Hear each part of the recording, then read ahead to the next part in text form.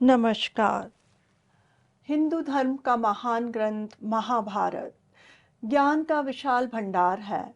इस ज्ञान के भंडार को हम महाभारत का महापर्व नामक श्रृंखला के रूप में पिरोकर आपके समक्ष लाए हैं। सीखने, समझने और जीवन को उचित दिशा में ले जाने के लिए इस ज्ञान गंगा की रचना की गई है।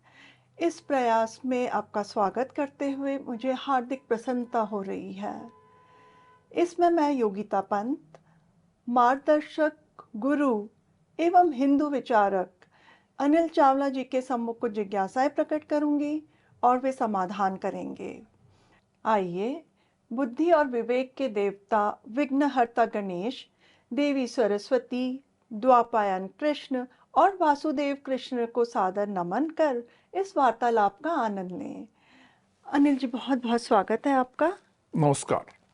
अनिल जी, पिछले प्रकरण में आपने बताया था कि राजा द्रुपद ने पांडवों को भोजन के लिए आमंत्रित किया था। वहाँ ये सब लोग गए होंगे। इस अवसर पर वहाँ क्या हुआ? राजा द्रुपद ने उनको आमंत्रित किया था। बहुत विशाल खूबसूरत रथ भेजे जिनमें अच्छे घोड़े जुते हुए थे, जैसे राजाओं के लिए उपयुक्त होते हैं जी। वैसे रथ भेजे। ये सब उन रथों पे ये पांडव सवार हुए, साथ में कुंती भी और कृष्णा भी, अर्थात द्रौपदी भी। जी। ये सब सवार होकर राजभवन पहुंची। वहाँ राजभवन में इनके स्वागत का स्वाभाविक है पूरा इंतजाम था। जी। पर एक बात और बड़ी विशेष थी। इनके स्वागत के लिए बाकी जो सत्कार का इंतजाम होता वो था, लेकिन एक प्रदर्शनी आयोजित की गई थी। उसमें तरह तरह की वस्तुएं रखी गई थी। एक जगह जैसे खेती से संबंधित वस्तुएं रखी गई, जी। कहीं पर रस्सियां रखी गई, कहीं बीज रखे गए, कहीं पर कारीगरों के काम करने वाले औजार होते हैं जी। जी। वो रखे गए, कई भेड़ बकरी से निकले ऊन और अन्य सामग्री ऐसे रखे गए। और एक हिस्सा था जिसमें कि युद्ध विषयक सामग्री, जैसे अस्त्र शस्त्र, तलवार, कवच, तरह तरह के बड़े बड़े धनुष, बाण, इस तरह की सारी सामग्री रखी गई। जी। बाकी राजभवन की महिलाओं ने माता कुंती का स्वागत किया और उनको लेके गई। और बाकी राजा द्रुपद के जो बाकी अन्य संबंधी थे, जी। मंत्री थे, उनके परिजन थे, उन्होंने पांडवों का स्वागत किया और स्वागत करके उन्हें प्रदर्शनी दिखाने के लिए ले गए। जी। अनिल जी, प्रदर्शनी का उद्देश्य क्या था और क्या वो उद्देश्य पूरा हो पाया? ये प्रदर्शनी के पीछे एक उद्देश्य था। अब जैसे हमारी चर्चा चल रही थी, राजा द्रुपद जानना चाहते थे कि लोग कौन हैं, जी। इनका वर्ण क्या है। जी। तो अब वर्ण का निर्धारण करना है, तो वर्ण का निर्धारण करने के लिए जी। जैसे आजकल कहते हैं ना एप्टीट्यूड टेस्ट होता है, जी।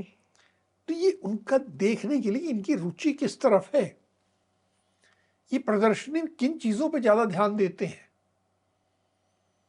एक सोने चांदी का व्यापारी हो तो उसको सोने चांदी दिखाई देगा, जी।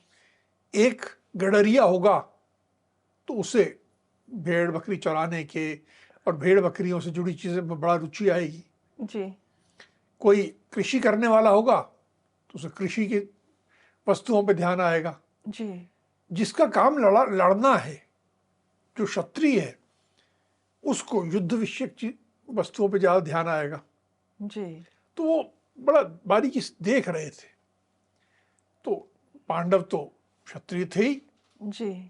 इन्होंने बाकी चीजों पे तो एक सरसरी निगाह डाली, हाँ ठीक है, अच्छा अच्छा अच्छा।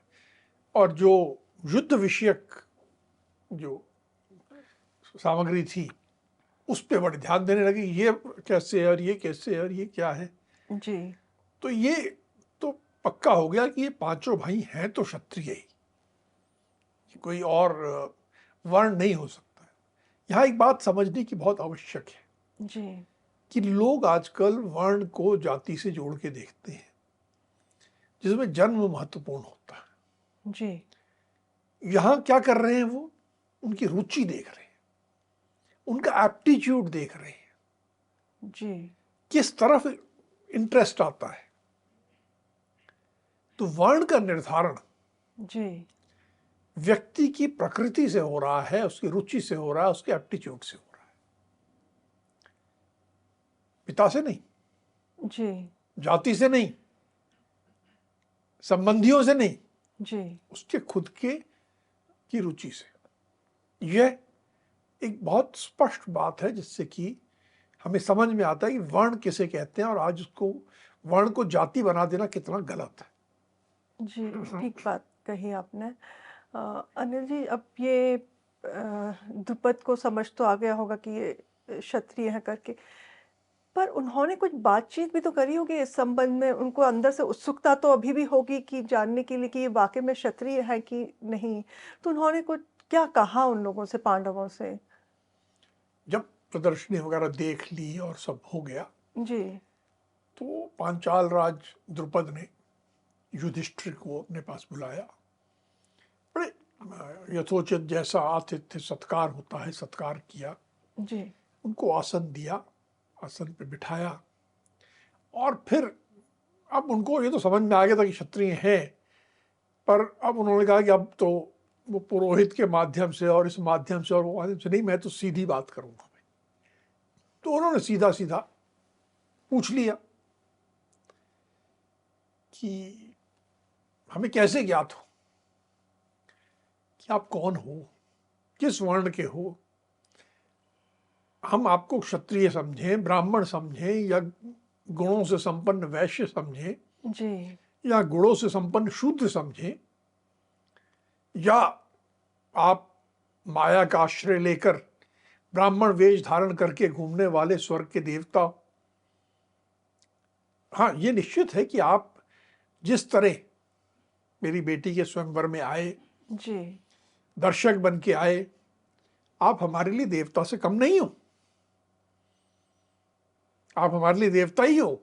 अपनी मन की शंका भी प्रकट की और साथ में मीठा भी। बहुत मीठे ढंग से कि आप हमारे लिए देवता ही हो। अब आप हमें सच्ची बात बता दीजिए क्या है, क्योंकि आपके विषय में हमारे मन में बड़ा संदेह हो रहा है, और ये जो उत्सुकता है इसे कृपया आप शांत करें, ये आपकी बड़ी कृपा होगी। ऐसा कह के राजा द्रुपद ने जी। युधिष्ठिर से सीधी बात, साफ बात कही। जी, अब तो ये एक तरह से कहें तो डायरेक्ट क्वेश्चन कर दिया।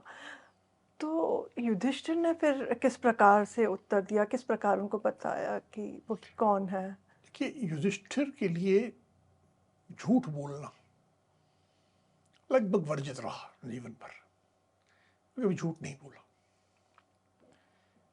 युधिष्ठिर धर्मपुत्र थे, जी। और इसलिए उनका जो एक जैसे कहते हैं स्टैंडर्ड है वो बहुत ऊंचा था। जी। तो युधिष्ठिर ने सीधी बात का सीधा ही उत्तर दिया कि हे पांचाल राज, आप उदास ना हो, आपको प्रसन्न होना चाहिए। आपके मन में जो अभीष्ट कामना थी वह आज पूरी हो गई है।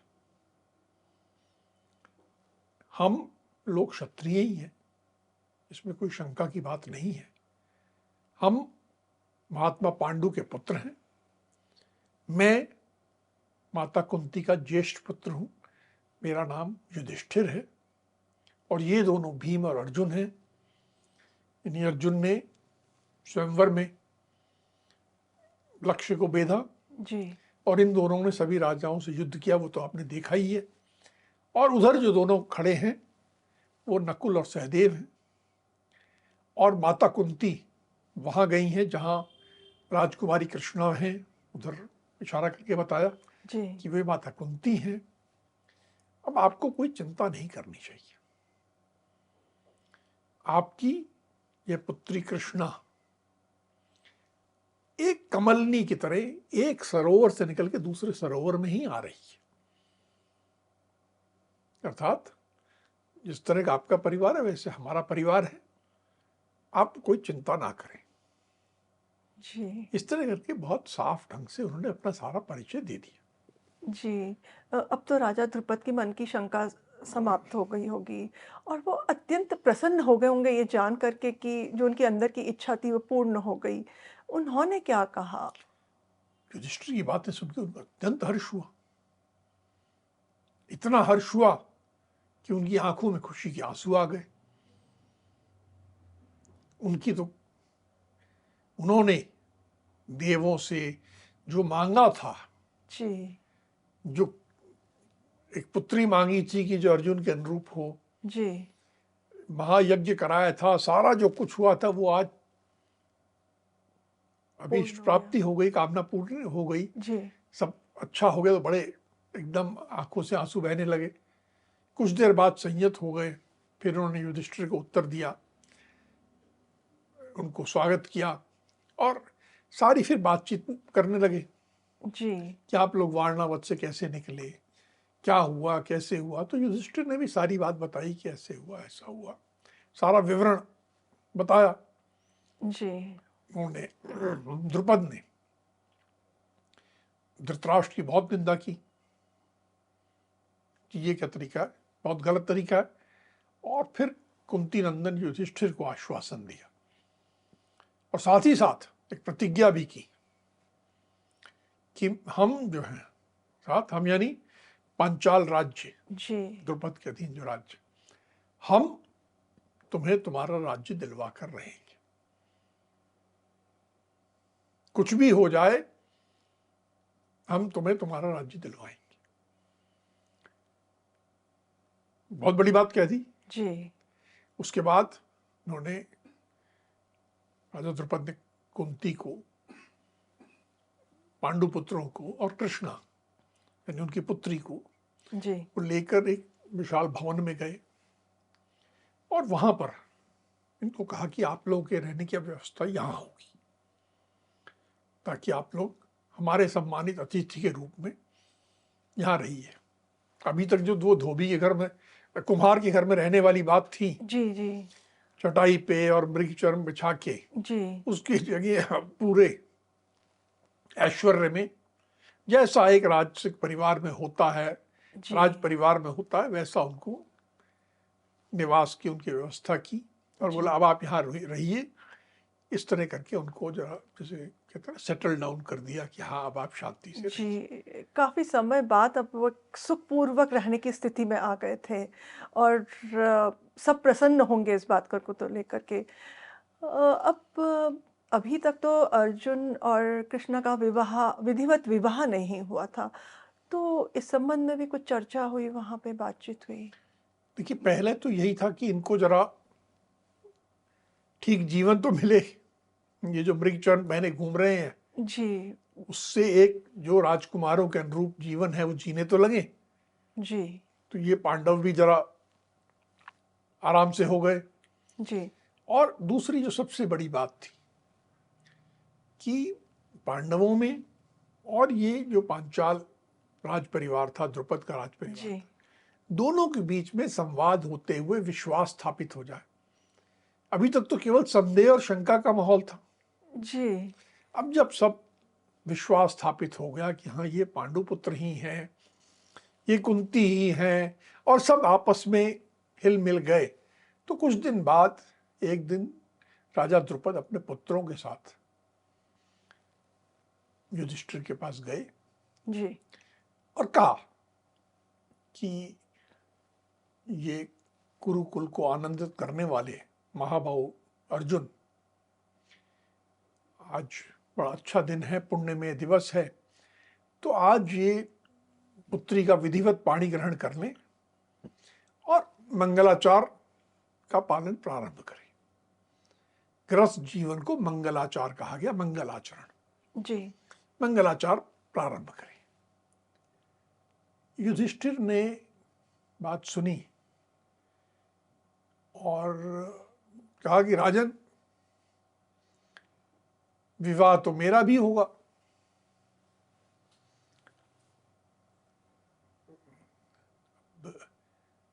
द्रुपद को समझ में नहीं आया। द्रुपद समझ नहीं पाएगी युधिष्ठिर कहना क्या चाह रहे हैं। जी, फिर भी उन्होंने बड़े शालीनता से कहा कि अब जैसा उचित समझे, या तो आपके साथ कृष्णा का विवाह हो जाता है, जी या आप आदेश दें जिस भी भाई के साथ कहेंगे मैं कृष्णा का विवाह उसके साथ कर दूंगा, मेरे लिए आप सभी सम्माननीय है। उन्होंने इनकार नहीं किया, जी ये नहीं कहा कि अर्जुन से ही विवाह होगा, जी बोला आप जिससे कहेंगे मैं कर दूंगा, आप जिस भी भाई की तरफ इशारा कर दें, आप किससे करना है आपसे कर दें, आप किसी और भाई से करना चाहें जी किसी भी एक भाई से कह दें। अब युधिष्ठिर ने बात और स्पष्ट करी, जो निर्णय वो पहले कर चुके थे। जी ये राजन, द्रौपदी हम सभी भाइयों की पटरानी होगी, मेरी माता ने पहले ही ऐसे आज्ञा दे रखी है। कृष्णा धर्म के अनुसार हम सभी की महारानी होगी, इसलिए वे अग्नि प्रज्वलित करें और अग्नि के सम्मुख अग्नि को साक्षी मानकर जी हम सब का क्रमशः पानी ग्रहण करें। अर्थात पहली बार उन्होंने राजा द्रुपद से ये खुल करके कहा। खुल करके कहा कि यह हम पांचों की पत्नी बनेगी। अनिल जी, युधिष्ठिर की बात सुन करके तो राजा द्रुपद बहुत अचंभित रह गए होंगे। उन्होंने इसकी कल्पना भी नहीं की होगी इस बात की। तो उन्होंने क्या कहा, क्या उत्तर दिया? चंबित तो रह गए, बात ही ऐसी थी।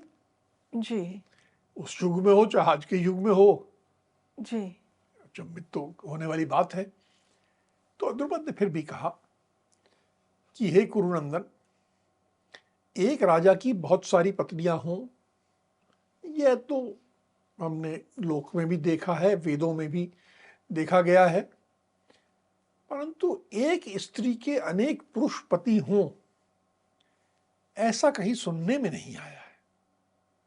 देखिए कितनी शालीनता से उत्तर दे रहे हैं। जी जहां संबंध जोड़ना वहां शालीनता और मिठास रखनी पड़ती है। फिर कहा कि तुम धर्म के ज्ञाता हो, पवित्र हो, हर हिसाब से धर्म के राह पे चलने वाले हो, और इसलिए तुम्हें लोक और वेद दोनों के अनुसार जो अधर्म है वह नहीं करना चाहिए। तुम कुंती के पुत्र हो,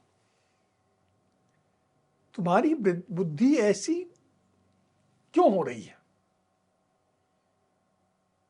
अर्थात उन्होंने सहमति तो नहीं है, जी पर एक इशारों इशारों में कहा अपनी कि ये अधर्म है और इसको और तुम क्यों सोच रहे हो। जी युधिष्ठिर ने, अब वो भी धर्म के महाज्ञाता थे, धर्मपुत्र थे, उन्होंने कहा महाराज, धर्म का स्वरूप अत्यंत सूक्ष्म होता है, उसकी गति को इतनी साधारणता से नहीं समझा जा सकता।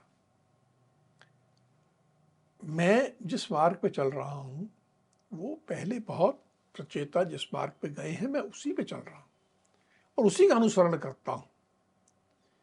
मेरी वाणी कभी झूठ नहीं बोलती और मेरी बुद्धि कभी अधर्म में नहीं लगती। मेरी बुद्धि जिस भी दिशा में जाती है धर्म होता है तभी जाती है, नहीं तो मैं नहीं जाता।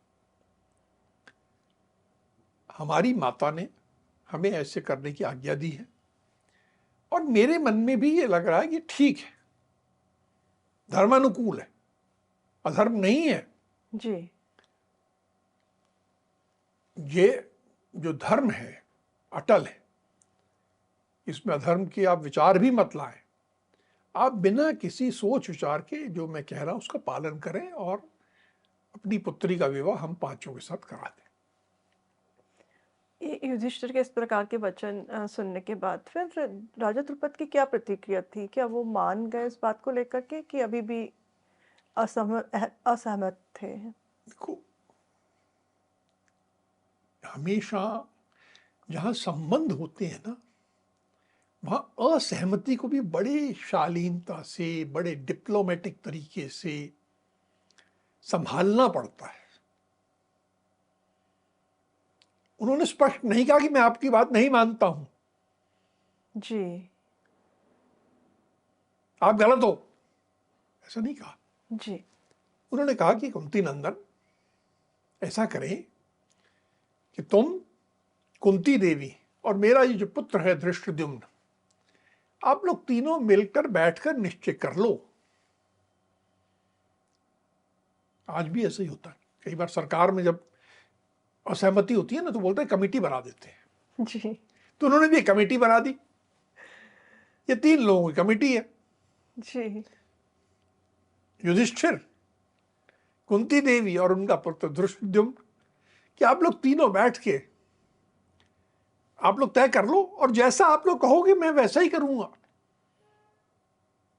देखिए उनके मन की असहमति है, जी। लेकिन कितने मीठे ढंग से उन्होंने उसको एक आमने सामने का विरोध नहीं बनने दिया, एक वाया मीडिया निकाल दिया। वाया मीडिया उसको तरीके से हैंडल किया कि आप लोग कर लो और आप लोग अभी आज दिन भर करो, कोई जल्दी नहीं है, जैसा आप लोग बताओगे वैसा हम कल कर लेंगे, कोई जल्दी नहीं, कल हम लोग कर लेंगे, आप लोग शांति से तीनों बैठ के विचार कर लो और जो आपका मत होगा वो मेरा मत है। इस तरह करके बात को उन्होंने 3 पे डाल दिया। अब इसके बाद ये तीनों बैठ गए, जी। इस विषय में सलाह करने लगे। अब जब ये सलाह करने बैठे ही थे, जी। उसी समय वहां पर महर्षि द्वैपायन कृष्ण अर्थात महर्षि वेदव्यास वहां पहुंचे। सबने महर्षि को प्रणाम किया, अभिवादन किया, जी। उनका पूजा सत्कार आदर किया, उनको बिठाया और आगे महर्षि से बात करने लगे। जी। महर्षि वेदव्यास का आगमन तो किसी विशेष कारणवश ही हुआ होगा। तो अब जब ये चर्चा जिस विषय पे कर रहे थे, तो ये बात तो उनके सम्मुख भी रखी होगी इन लोगों ने कि आप बताइए, इसका समाधान बताइए, या आपका क्या विचार है इस बारे में, कहा होगा इन लोगों ने। को द्वैपायन कृष्ण, जैसे तुमने कहा कि बिना प्रयोजन के, बिना कारण के तो आएंगे नहीं, जी। और यहां तो स्पष्ट है, उन्हें मालूम था कि युधिष्ठिर ये बात नहीं मनवा पाएंगे, जी। तो स्वयं द्वैपायन कृष्ण आए और वहां जब आए तो चर्चा अब उनसे ही होनी थी। तो द्रुपद ने कहा, भगवान, एक ही स्त्री बहुत से पुरुषों की धर्मपत्नी कैसे हो सकती है, हमें आप ठीक से बताएं। मेरी राय में तो यह अधर्म है कि एक ही स्त्री के बहुत सारे पति हों, मुझे तो अधर्म प्रतीत होता है, जी। क्योंकि जैसा मैंने लोक में देखा है, यानी जी। लोक परंपरा में देखा है, वो वहां भी नहीं होता, और वेदों का भी जैसा मुझे ज्ञान है वहां भी नहीं होता। तो ये तो मुझे अधर्म प्रतीत होता है कि एक ही पत्नी के कई पति हों, ऐसा व्यवहार मैंने कभी देखा भी नहीं है, आप स्पष्ट करें। वहीं धृष्टद्युम्न बैठा था, जी। उसने भी शंका अपनी बताई कि हे द्विजश्रेष्ठ, आप ही बताइए कि एक बड़ा भाई सदाचारी होते हुए भी छोटे भाई की पत्नी के साथ समागम कैसे कर सकता है, ये तो घोर अधर्म है। हम किसी भी तरह इसकी सम्मति नहीं दे सकते कि राजकुमारी कृष्णा जो है वो 5 पुरुषों की धर्म पत्नी हो जाए, ये तो घोर अधर्म प्रतीत होता है। तो द्रुपद ने भी और उनके पुत्र ने भी जो बात वो साफ साफ युधिष्ठिर के सम्मुख नहीं कह पाए थे, जी। महर्षि के सामने सब साफ कह दिया। जी। अनिल जी, एक बहुत महत्वपूर्ण बात जो यहाँ पे देखने को मिली है कि पहले जब धर्म संकट एक तरफ से राजा द्रुपद के बाद उपस्थित हो गया था कि वो अपनी पुत्री का विवाह 5 भाइयों के साथ करें, तो उन्होंने एक कमिटी बुलाई ताकि उनकी सलाह, उनका क्या कहना है, उनकी सलाह से निर्णय लिया जा सके।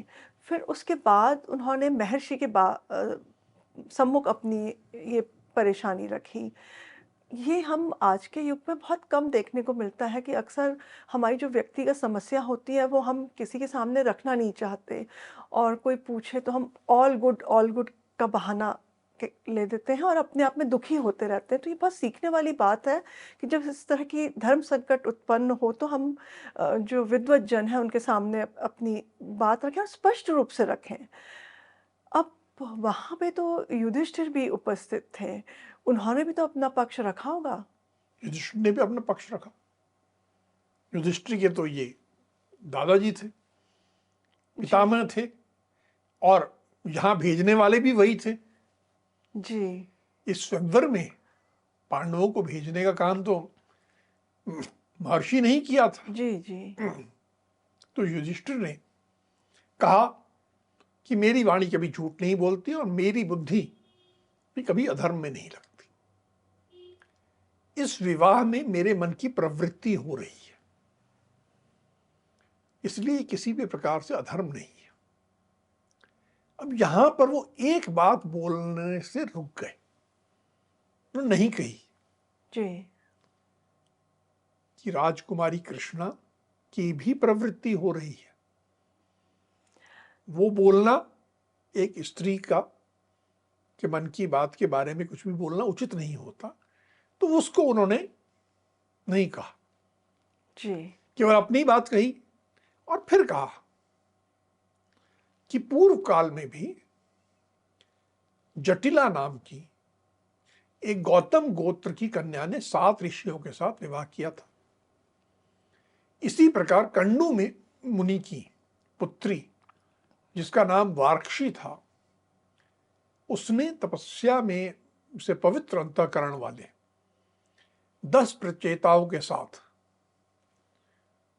जिनका कि एक ही नाम था जी। और जो भाई भाई थे, उन 10 के साथ विवाह संबंध स्थापित किया था। तो ये कोई बिल्कुल नई बात नहीं है, पूर्व में भी ऐसे उदाहरण हैं, और गुरुजनों की आज्ञा को धर्म संगत कहा गया है। समस्त गुरुओं में माता परम गुरु मानी गई है। तो माता का ने ये बात कही है हमें, अतः हम 5 भाइयों के साथ होने वाले इस संबंध को हम सब परम धर्म मानते हैं, इसमें कोई अधर्म वाली बात नहीं है। इस तरह करके उन्होंने अपनी बात कही। जी। वहीं माता कुंती भी उपस्थित थी, उन्होंने भी कहा कि हाँ, ये ठीक कह रहा है, मैंने ही ऐसा कहा था जी। कि जो लाए हो सबको प्राप्त हो, और मैं सदा सत्य बोलने वाली हूं, मुझे झूठ से बहुत डर लगता है, मैं कभी झूठ नहीं बोलती। तो हे महर्षि, आप ये करिए कि मैं झूठ के पाप से बच जाऊं, ये मुझे आप बताइए कैसे मेरे को झूठ नहीं लगेगा। जी। सबकी बात सुनी महर्षि वेदव्यास ने, तो दोनों पक्षों की कहें एक तरफ से, तो उन्होंने फिर क्या निर्णय सुनाया? महर्षि ने सबसे पहले तो माता कुंती को आश्वस्त किया और कहा कि तुम झूठ से बच जाओगी, तुम्हें झूठ से डरने की आवश्यकता नहीं है। जी। फिर द्रुपद की ओर मुड़े और बोले कि हे राजन, जिस प्रकार और जिस कारण से यह सनातन धर्म के अनुकूल है, उसका विस्तार में कुंती नंदन युधिष्ठिर ने प्रतिपादन कर दिया है। और जो उन्होंने प्रतिपादन किया है उससे यही सिद्ध होता है कि यह विवाह धर्म सम्मत है, अर्थात 5 भाइयों का एक कन्या से विवाह धर्म सम्मत है। ये बात उनके जो धर्म का उन्होंने प्रतिपादन किया उससे स्पष्ट हो गई। जी। फिर उसके बाद उन्होंने वो कथा सुनाई जो कि उन्होंने पांडवों को सुनाई थी, जो कि राजकुमारी कृष्णा के पूर्व जन्म की थी, जी। कि कैसे इन्होंने शिव जी की उस जन्म में तपस्या की थी और महादेव ने ही 5 पतियों का आशीर्वाद दिया था। जी। और ये सब विधाता की ही रचना है कि पृषत वंश की सती कन्या कृष्णा इन 5 पतियों की पत्नी बने। ये विधाता ने ही नियत किया है और उसी हिसाब से सबका मन हो रहा है, भाइयों का भी और कृष्णा का भी। जी। तो यह उन्होंने समझाया राजा द्रुपद को कि यह जो कृष्णा है ये स्वर्ग लोक की लक्ष्मी है, जो कि पांडवों के लिए तुम्हारे महायज्ञ के माध्यम से प्रकट हुई है। तो ये सारा जो बैकग्राउंड था, जी। पृष्ठभूमि थी, यह भी समझाई, धर्म की बात भी करी और इस प्रकार करके उन्होंने पूरे विस्तार से राजा द्रुपद को समझाया। जी, महर्षि वेदव्यास के समझाने पर तो क्या राजा द्रुपद मान गए? राजा द्रुपद भी बहुत बुद्धिमान थे, विद्वान थे। उन्होंने महर्षि से के सामने नतमस्तक हुए और कहा कि हे महर्षि, विधाता ने जो रच रखा है उसे टाल देना असंभव है, हम उसके विरुद्ध नहीं जा सकते। जो देव योजना है वो तो होगी ही। देव के द्वारा पूर्व निश्चित जो विधान है उसका पालन करना ही उचित होता है। पूर्व जन्म में भगवान महादेव ने इस कन्या को 5 पतियों का आशीर्वाद दिया। जी। क्यों दिया, किन परिस्थितियों में दिया, ये तो वे महादेव ही जानते हैं। मेरे लिए तो संभव नहीं कि मैं समझ सकूं। जी। और जिस चीज के बारे में ये मेरे लिए संभव नहीं है कि मैं समझ भी सकूं, उसके बारे में वो धर्म है या अधर्म, ये मुझे विचार भी नहीं करना। इसमें मेरा जो जैसा भी ये है, इसमें मेरा कोई अपराध नहीं होगा। क्यों? क्योंकि देव योजना के अनुसार महादेव के वर के अनुसार जी। जो कुछ हो रहा है उसके साथ तो मुझे बस चलना ही है, तो मुझे विचार नहीं करना है। जी। ये न धर्म अधर्म इसका विचार इसमें नहीं आता है और इसमें जी। मेरा कोई अपराध भी नहीं होगा। जी। इसलिए मैं सहमत हूं। ये पांडव विधि पूर्वक प्रसन्नता से कृष्णा का पाणी ग्रहण करें। विधाता ने ही कृष्णा को पांडवों की पत्नी बनाया है, जी। तो मैं तो उसमें केवल अपना भूमिका करूंगा और इस विवाह के लिए अपनी सहमति देता हूं और इस विवाह में योगदान करूं। जी। अनिल जी, आज हमने जाना कि कैसे राजा ध्रुपद और उनका पुत्र अपनी बहन कृष्णा का विवाह 5 भाइयों के साथ करने को तैयार हो गए। ये एक सामान्य बात तो नहीं है कि एक कन्या के 5 पति हों, पर इसको अपराध मानना या इसको अधर्म मानना भी ठीक नहीं है। कृष्णा के विवाह से पहले भी इस तरह का होता आया है कि एक कन्या की कई पति हुए हैं और बाद में भी होता रहा है। अ, आज के युग में भी हमें ये देखने को मिलता है, जैसे कि उत्तराखंड के जौनसार और हिमाचल प्रदेश के किन्नौर तथा अन्य हिमालय इलाकों में कुछ समुदाय ऐसे हैं जिनमें यह प्रथा आज भी प्रचलित है। आज की चर्चा को हम यहीं विराम देते हैं। अगली कड़ी में महाभारत के महापर्व से जुड़े कुछ मार्गदर्शक प्रसंगों के साथ हम दोनों फिर उपस्थित होंगे। राम राम। राम राम।